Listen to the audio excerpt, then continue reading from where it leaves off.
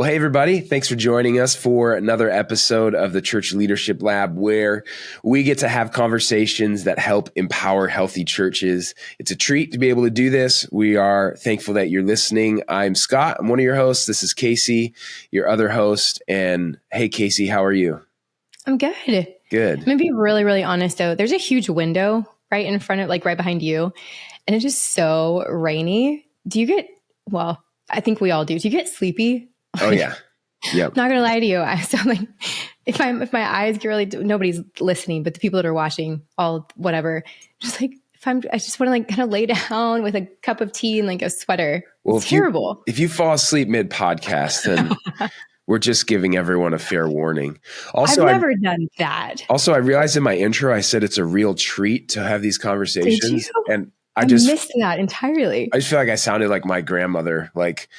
She loved it. Yeah, it's just a real treat to be here today. So such a pleasure. Yeah, things are off to a great start today. It's going to get better, though. Really excited for today's conversation with Joanna La Fleur. Joanna is a speaker, podcaster, TV host, communication consultant.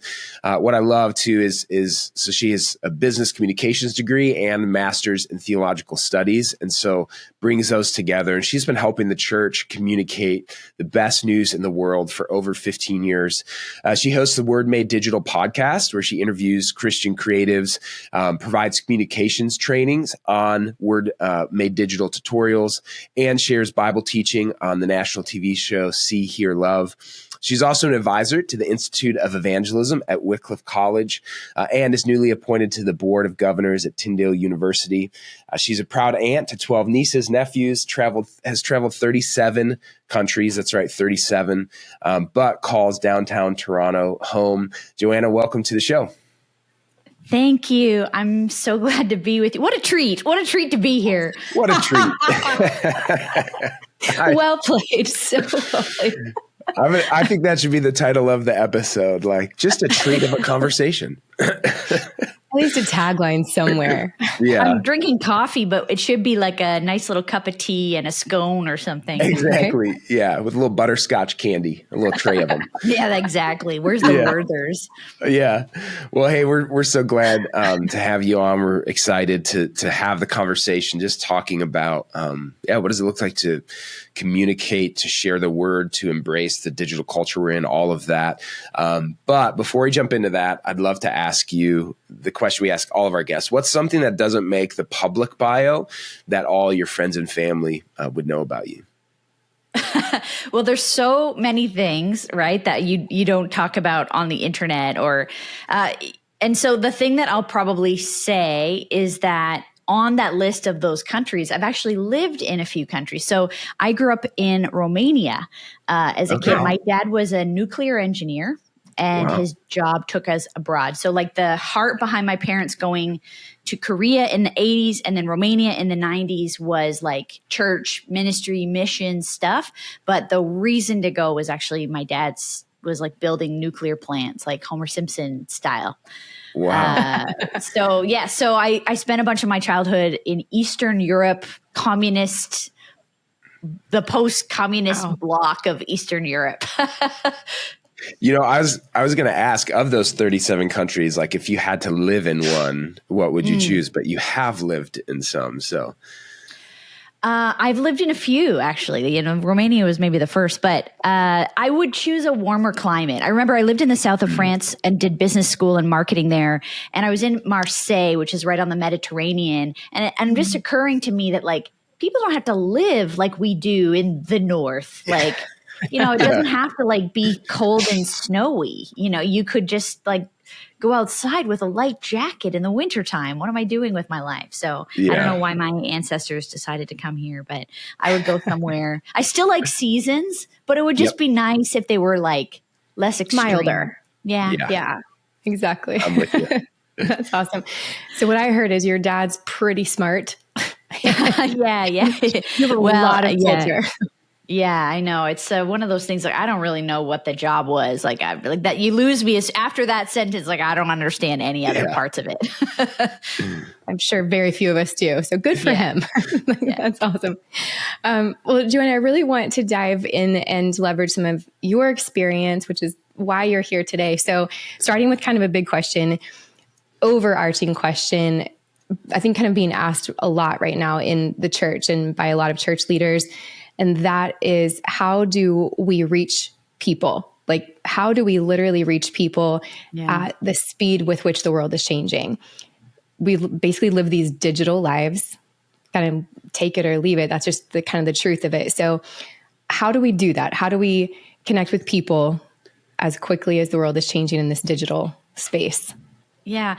Well, I think, Casey, one of the words I want to pull out of what you just said is the word quickly. I think the thing about relationships is that they don't usually happen quickly. They happen over time, and they happen with like shared experience and building trust. And you can make a quick friend in the line at the grocery store, but it's not really a friend. Like, and so, you can have a banter with someone on the internet, but it's not, I don't think people went away feeling like they had a deep personal relationship with you. And so in that sense, broadly speaking, what I think you're really asking is like, we're talking about in an internet world. So number one is like, where are people spending their time? That's where we should go and meet them. So there's no point in being annoyed that TikTok has taken over and be, oh man, and like another new thing we have to learn. And it's like, or like, wow, like, I guess like the less exhausted side of that would be like, well, like this is an opportunity to talk to people where they are. There's no point in like hunkering down on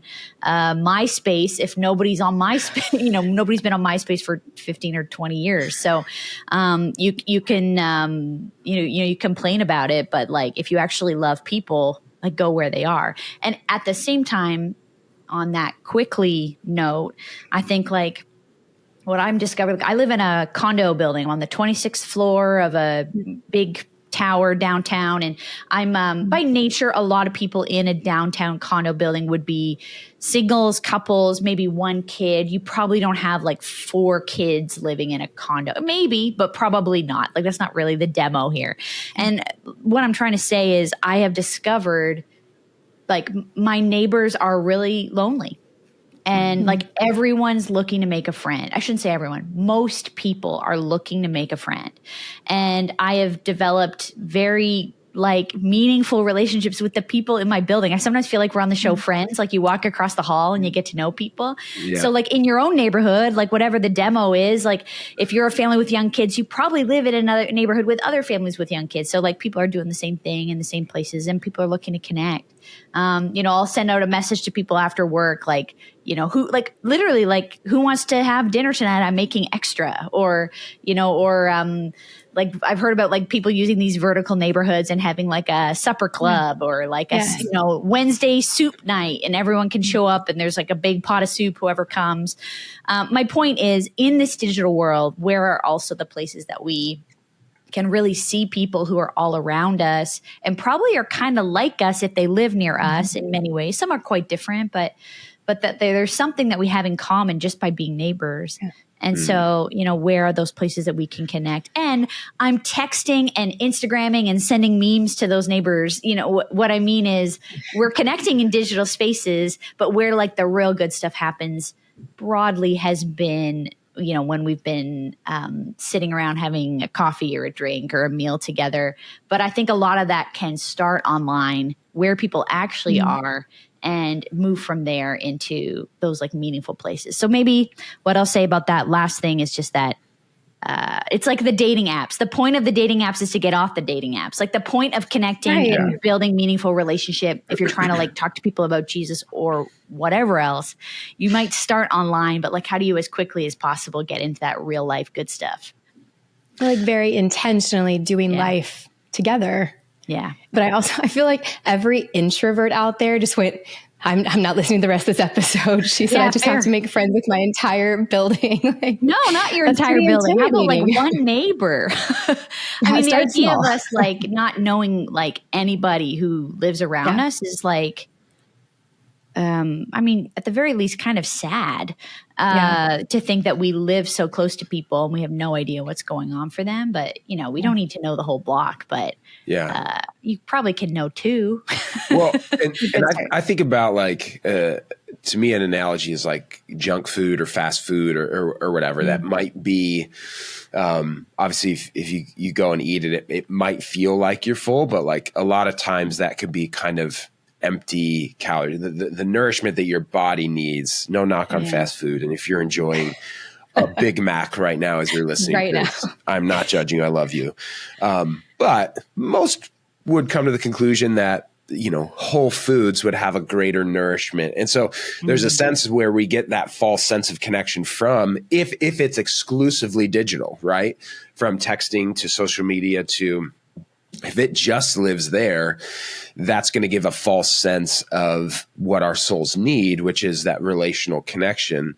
But what I hear you saying, Joanna, is that it's like, understand that both are still, one can begin, but the other still needs to be there, that deep connection with another person. Yeah.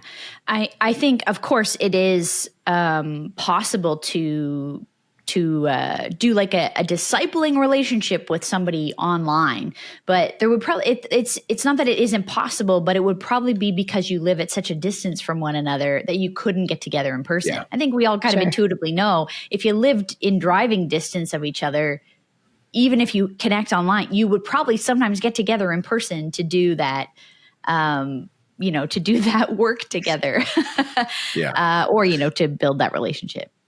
Yeah. Yeah. You mentioned something as you were answering that you're talking about TikTok and like and just in general, the way to look at a new platform or these changes in the digital landscape. And there's one sense where it can kind of be like, oh, geez, here we go again. What happened to the good old days? And then there's another kind of way to look at it. And I think often when we talk about how things have changed, the shifting landscape, we can, and maybe it's me and as I get older, I can shift towards negativity sometimes. But when you kind of look at the current landscape, what lies ahead? I mean, are you optimistic? Are you pessimistic? And if so, kind of why? I'd be curious, given that you're on the front lines of so much of this. Yeah. When I did a master's thesis around this stuff, around how to like the opportunities of digital and social media to be used for evangelism. That was nearly 10 years ago now. And I wouldn't write it today the way I wrote it then. I am not as optimistic as I was a decade ago, because I think the platforms have matured and we have seen more data on, and we have felt in ourselves more about what they do. The more sophisticated, the more addictive they have become. And a generation that has, the iPad kids everybody's talking about, the generation that's being raised on screens.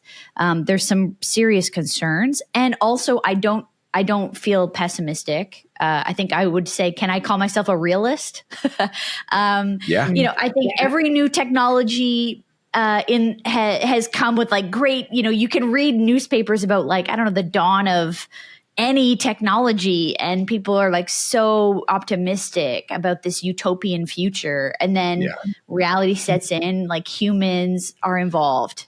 And so because humans are involved, things are not as hopeful. Like we all, it's John Mark Comer talks about, we want the kingdom without the king. We had this utopian idea, but then when like we're a bunch of imperfect, sinful human people, when Jesus, the thing we dream of is the thing that's described in Revelation with like Jesus, this like amazing kingdom that we like long for in like our souls. And we keep thinking we're about to get it with any new piece of tech, and it doesn't happen. But that doesn't mean it's all bad. The Roman roads were built, a classic thing that we always talk about in the communications world of church technology. The technology that it was really tech at the time that built these Roman roads to reach the known world were built for empire, were built to make a wealthy group of people even wealthier, to oppress.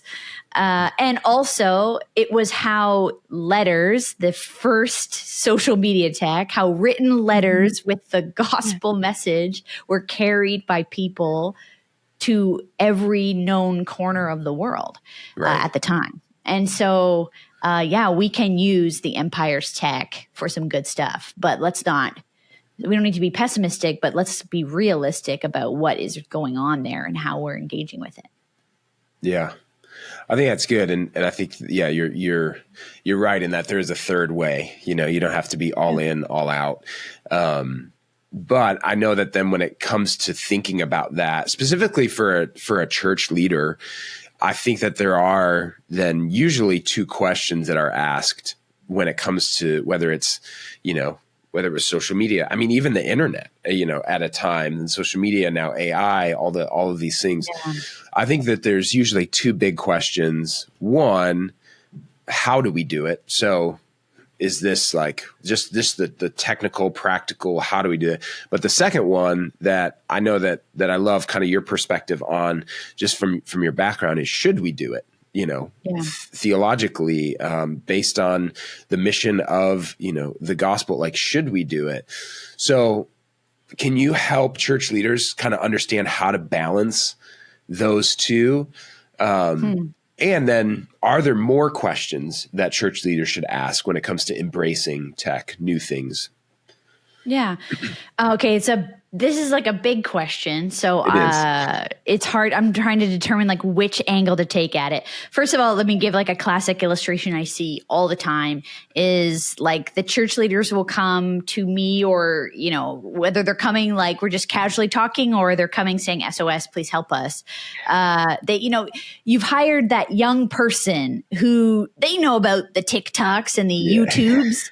And so they're, they've hired that enthusiastic young 22-year-old or whatever it is, and they have some like familiarity with platforms, so they think this person will be like the person who can implement this and help us figure that out at the church. But the reality, and then like 6 months, a year later, you've paid them some small amount of money, or maybe it's a big amount of money if for your church size, and then you kind of come to the other end and feel kind of disappointed with the results. And in that sense, it's probably because you hired like a young person who had like no sense of strategy, no sense of like they're talking about the theology, the philosophical, the strategic reasons why, just posting stuff randomly or sending out random emails or making a video. Like, why are we using our money in this way, in these particular, like, how are we spending our time and money and resources in like a really like strategic, laser focused way that we think will be effective with the people we're trying to talk to. And usually it's not about age, it's just about levels of experience. Usually that younger person hasn't had enough experience and training and exposure to have an ability to answer that. And then you're disappointed that you haven't really seen results from their work. So that's where often I would say, like, before you hire that person, bring in, whether it's think through yourself or bring in someone who's an expert and read some books, whatever you need to do, whichever way you want to go at it. And like build the plan. That's like the strategy and the thoughtful way of going forward, even if it's with really limited resource, and then say, okay, what do we really need to do that? And then find the person to execute it. And they aren't going to build the plan, but they can like work the plan. But they probably aren't going to be the person who's equipped with that higher level thinking of. Sure, they might be able to literally make a TikTok video and post it, but like that stuff behind it, they maybe haven't been able to get there yet. So it is kind of like acknowledging that those practically the person who does it and the person who kind of builds the thinking around it may not be the same person, probably isn't. Because the person who can think at that level, they don't want to do your social media every day, and you probably can't afford them to do your social media every day.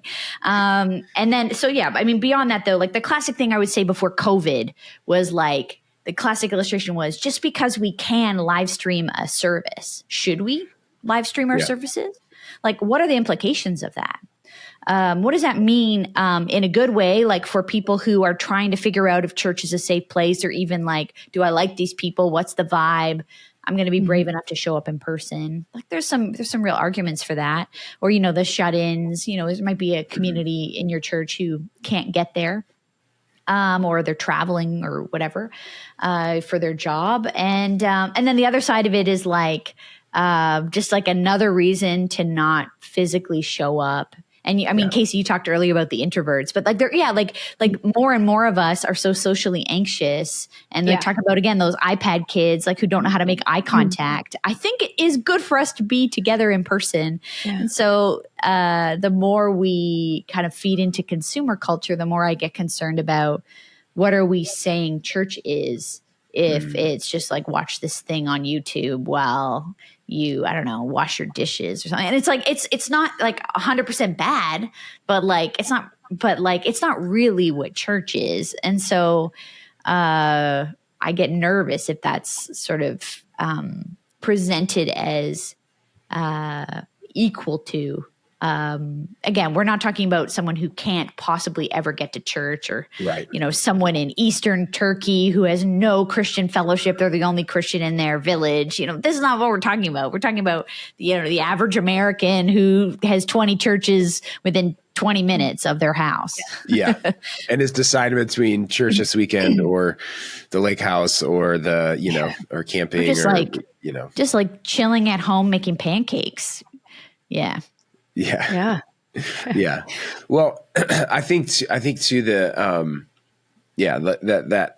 that whole, can we and should we, that alone, like the reality is there's no, and I know I even asked the question, there's no slap the sticker on black and white answer that applies to everybody. There just isn't. And that's one of the things that's, I think, to keep in mind, is that, like, we hopefully are all contextualizing to where we are at, and across North America, it's incredibly diverse. And so you could be in downtown Toronto, or you could be in rural Oklahoma, or the suburbs of Chicago, or whatever. And so it's going, like, ministry is going to look different. And so, but I think that framework for people is really helpful, because then that allows you to at least then say, let's not necessarily look at what everyone else is doing. That's okay to see examples, but then what should we do?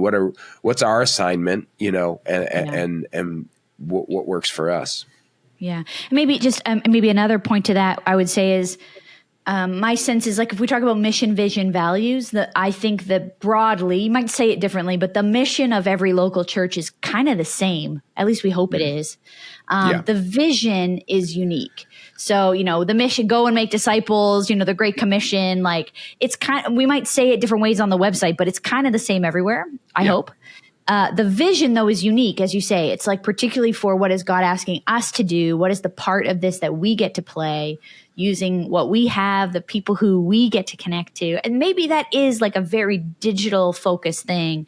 But I think for a lot of people, that will continue to be, even in a digital world, like inviting your neighbor over for soup. Yeah.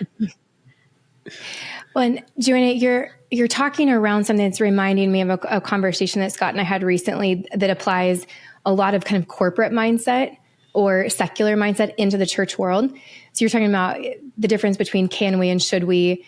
Are we putting the young person that we assume is great at social media in charge of that, when they really haven't had the life experience or the education to learn communications and marketing strategy, which that's what that is. So often we see the worship/youth pastor, because they are just the youngest person on staff. So I'm sure they're going to be great receptionist. Fair. So, if they're young, they have to be good with teenagers. All of these things that I can't help but think about my previous very, very corporate experience. We would never just make hiring decisions like that, or implementation or project or whatever it is. So much of what you're talking about is really clear strategy, but through this filter of who are we called to be, to your point, what is our vision, and actually really being thoughtful about that. We see so many church leaders that are just doing such good work, the best they possibly can, but sometimes maybe not pausing to ask some of these really good filtered questions that are just obvious, no-brainers in the corporate space. Yeah, I don't know if that makes any sense to you. Like, what you're describing reminds me. Yeah, I think that's where, church is not a business, but there are some principles that are Right. not taught in seminary that, that would, there are people in your congregation, if this is not your expertise, like strategy, thinking through hiring, there are people in your congregation who do this all the time, and you can lean on their expertise to help you think through this stuff before you, I don't know. Yeah, just are ending up spending money or even just time, even if they're a volunteer, way too much time going down the wrong road. Yeah, absolutely. We touched very briefly on AI, and we've talked about tech, but I really want to just kind of focus on AI itself right now, specifically for ministry. Mm-hmm. We've had so many conversations. A lot of people are super on board. They're early adopters. They love it. Let's go. A lot of church leaders are very hesitant, cautiously just sitting back, maybe I'll let everybody else go. I'll get there. I'll figure it out. What should we be thinking about, in your opinion and your expertise, specifically for ministry? What are the things that we should be thinking about as we move forward? Yeah. AI, obviously a huge topic, and the jury's out. So I get people saying ain't nobody got time. I'm going to let other people capitulate on the internet and in their podcasts about AI, and y'all let me know when you figured this out, and if the government's going to regulate it, and see when you figured it out. Let me know if this is going to ruin my whole life or help me. So, at that sense, the people who are the experts in this topic are concerned. So I think we should pay attention when people who know way more than we do, who live and breathe the conversation about artificial intelligence, are concerned. Even those who are building it are concerned as they build it. The idea of certain things that can happen when you ask certain kinds of questions.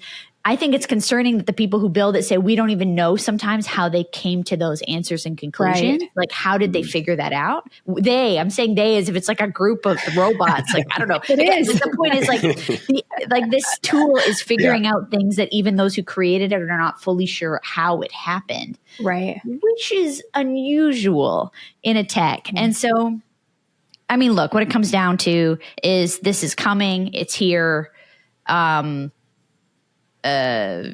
I think every new thing, there is always a group of Christians who want to talk about how this is the end of the world. The Antichrist is here. And at some level, I think that's because Scripture is written for us to find something in the story that feels like it is for us and for our time. And so I'm not saying that Jesus isn't coming back. I want him to come back as quick as possible.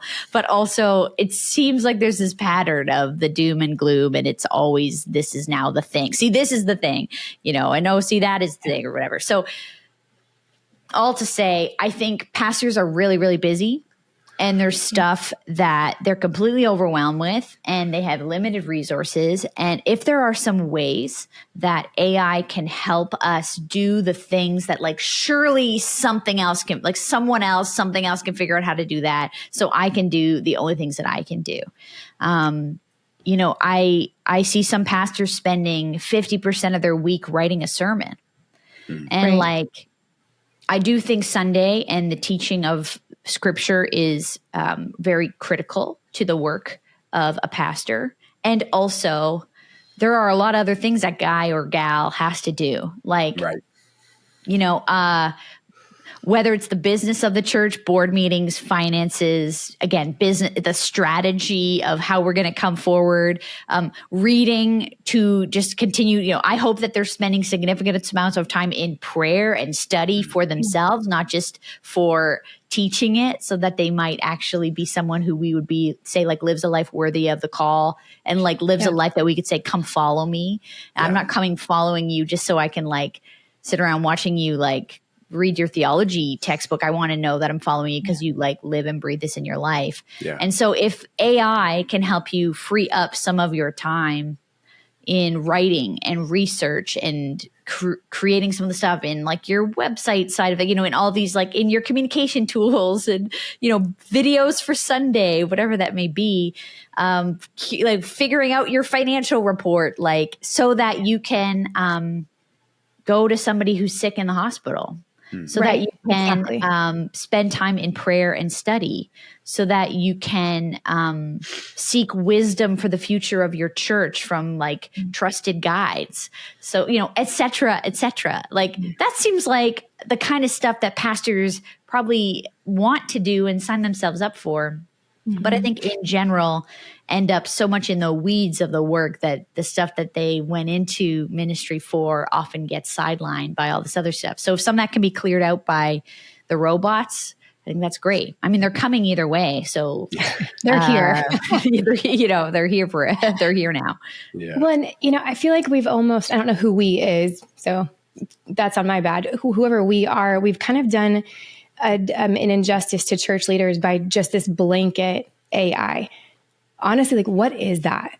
What is artificial intelligence? What is machine learning? What is generative? There's all these different kinds. And I think we've just lumped it all together. So a lot of church leaders that really don't have the time or resources to educate, or they don't know who to ask for, like, hey, can you teach me the difference?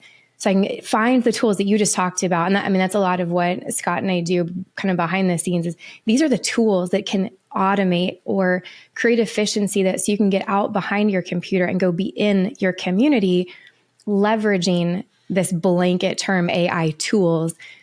But just by calling it one thing, I'm probably making an assumption, but some church leaders would go, I don't know what it is. It's all part of something bad. So I'm just going to put it in this bucket.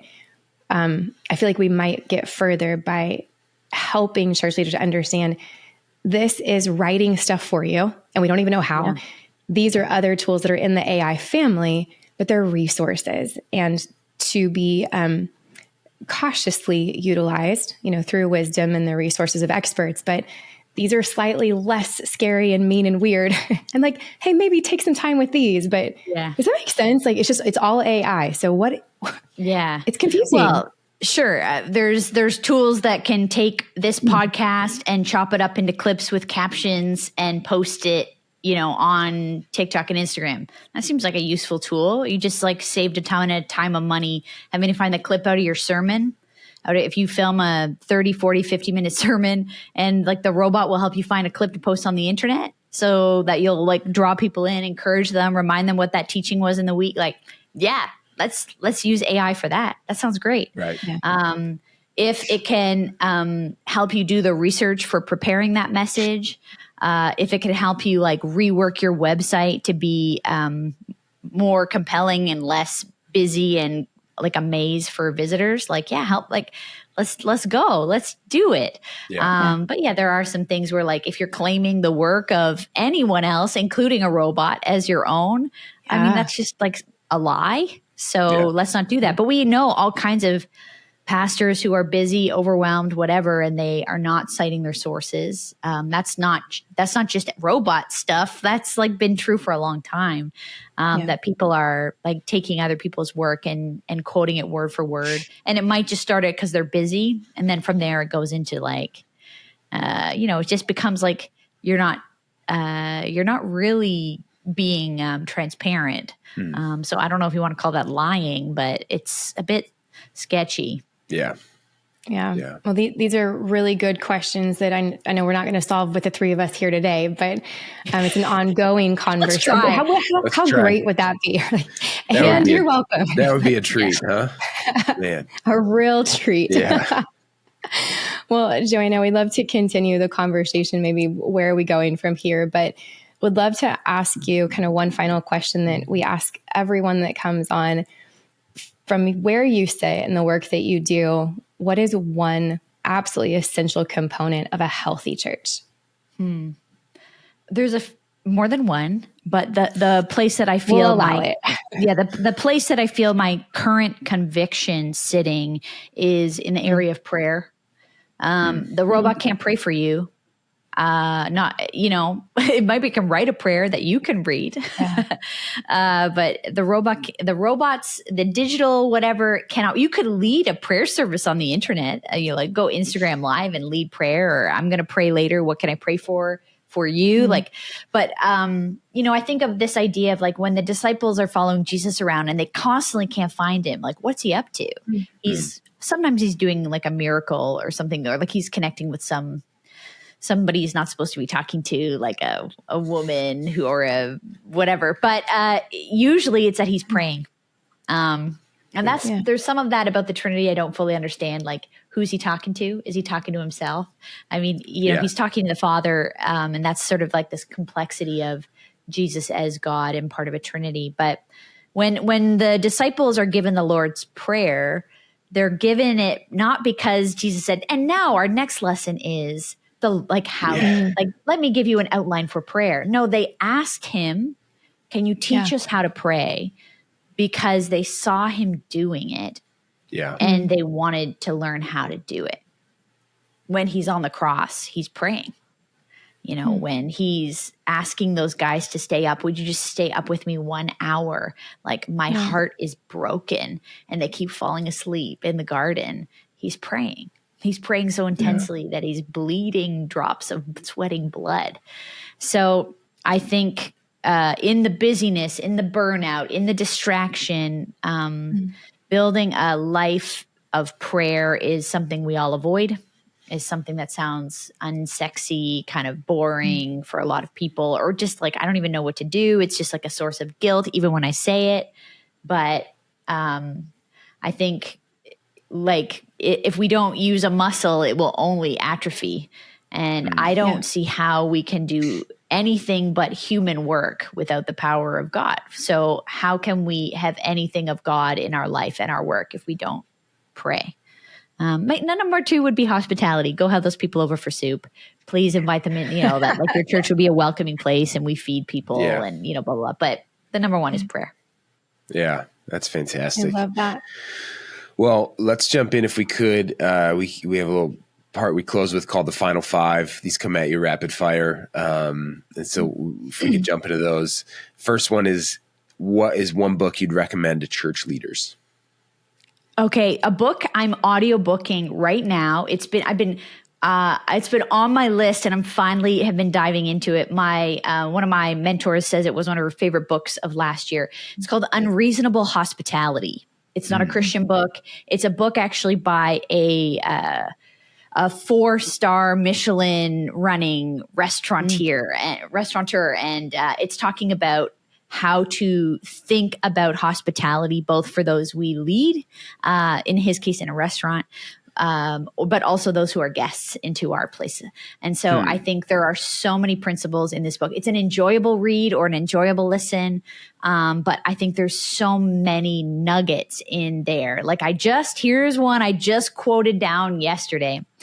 Praise is affirmation, but criticism is investment. It's actually a very loving act to put somebody else's needs ahead of your own, be willing to be uncomfortable and tell them the truth in order to help them get better. Criticism is actually about hospitality. Yeah. So go read that book, really good. Unreasonable Hospitality. We're going to link to that. I love for sure. that. Well, you kind of just accidentally answered number 2, so you'll have to come up with another one. But what is the last thing you listened to? So maybe not a book. Is there like a guilty music pleasure? No, I mean, if I'm not listening to an audiobook, if I'm working, it's like lo-fi beats. That's where it's at for me, because I can't, if it has words, I get distracted. That's what is my go-to playlists on Spotify. Yep. That's fair. We probably listen to the same playlist because I have that one as well. So two endorsements for that. What is your favorite piece of technology? And the only rule on this one, you can't say your phone. Sorry. Currently, I'm really liking my new Dyson vacuum because I had an old Dyson that I had inherited, and they're like not cheap. So I finally said it was time. And I have a pug. Pearl the pug is the sheddiest of shedders. And this vacuum has been like the nerdiest delight. You have this like laser beam that goes out and you can see all the blonde hairs, her little like white hairs all over it's amazing. It's been like, I like love to vacuum now, the Dyson. It's awesome. Man, it's like a miracle machine. That's amazing. I don't know that I want to see all of the shedding. Right? No, you don't want to know. But now when you know, you can't help but like, ooh, let's do like, I'm vacuuming all the Ironically, though, the dog is afraid of the vacuum, thinks it's attacking her. So it's for her, but she hates it. Yeah. Makes sense. All right. Number 4, what is a quote, a piece of wisdom, something that has just really stuck with you throughout the years? So many. One of the things I sometimes come back to with the team that I lead as a little, or people I'm mentoring or encouraging, we all want to like complain about work. Because work is hard. Work's got problems, there's a natural, it's work, it's not leisure. So like there's a natural like angst sometimes to our work. And I remember my dad saying to me early on in my days of work, he's like, remember, Joanna, like you can be thankful that there are problems at work, because if there weren't problems, you wouldn't have a job. The whole reason you have a job, you are being paid, is because there is a problem to solve. So like, at some level, every problems are job security, but like but I don't know if that's a quote per se, but this sort of philosophy of thinking has helped me kind of reframe when you can feel frustration or struggle or like, oh, we're dealing with this again. I hope that can be like a reframe for people today that like, we can also say like, wow, thank God that there are like problems here that I have been particularly gifted to solve. And that is why I am able to like provide for my family, because I can solve these problems. I love that. I love that.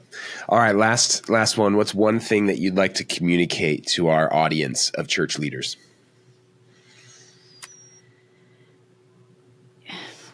I mean, I think I've said a lot of things, but, I would encourage people to learn and be curious about culture. It's rapidly changing.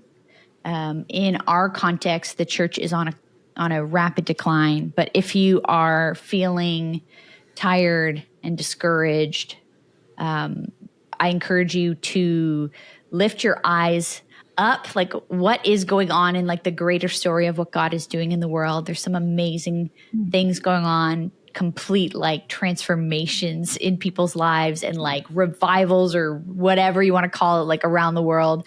If you feel like it's doom and gloom, it's kind of like look bigger, like get your head up and out and like look further to see like what God is doing in all kinds of parts of the world.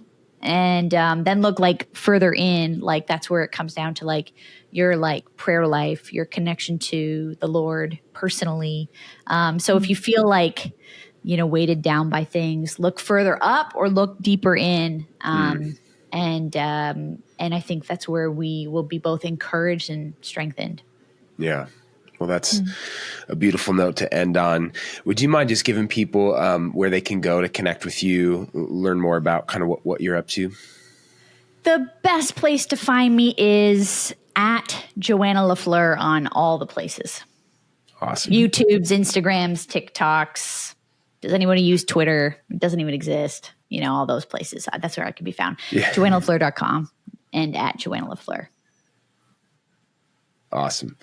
We'll make sure to link to all that in the show notes so that people can connect with you, follow along to everything that you have going on. Thank you again so much for taking the time today to be with us and to encourage our audience. And thank you to our audience. Those of you listening or watching, we're grateful for you. We hope this conversation has been helpful. If it has, we'd love for you to share it, whether that's sending somebody a link, subscribing, liking, leaving a comment, review, all of those things we appreciate and would love to hear from you. So we'd encourage you to do that. And we're grateful for our time today and look forward to the next time we get to be with you, having more conversations that help empower healthy churches. This episode of the Church Leadership Lab podcast is brought to you by Ministry Brands, the largest provider of church technology software. Over 90,000 churches rely on Ministry Brands for their single platform solution that brings together all the digital tools a church needs. From online giving to websites to church management software and more, Ministry Brands is leading the way in simple-to-use, innovative solutions, all with the goal of empowering healthy churches. To learn more, visit ministrybrands.com.